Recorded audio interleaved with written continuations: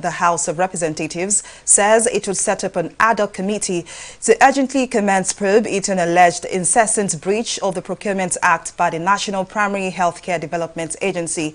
In order to forestall the continued illegality, the House therefore urged the agency to comply with procurement processes and ensure that projects conform with relevant appropriation acts. TV360's Atinuka Nuke has the details.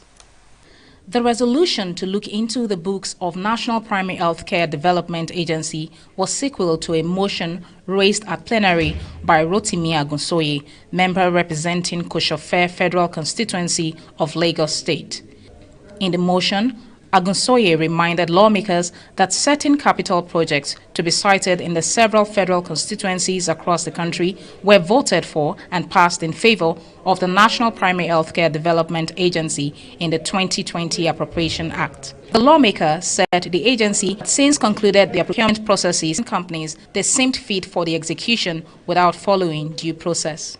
Many of the poorly or inadequately executed, we have been inundated with complaints of supply of absolutely different items, the specification in the Appropriation Act 2020, or substandard items, or express dissatisfaction on the relevance of the items were not commensurate with the amount stated in the Appropriation Act 2020. Senators expressed worry that many of the projects awarded by the body were poorly or inadequately executed, as lawmakers have been inundated with complaints of supplies of absolutely different items from the specification in the Appropriation Act 2020.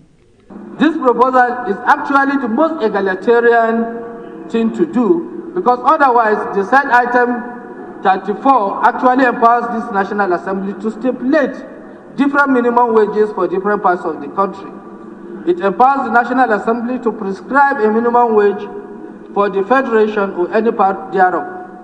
But it will be an arbitrary and cumbersome, being a bit far removed from the states, for this National Assembly to impose these differentials when it can be done by various states. This is an opportunity to resolve the controversies that attend the determination of national minimum wage once and for all, as well as it is another step towards the evolution of power and true federalism.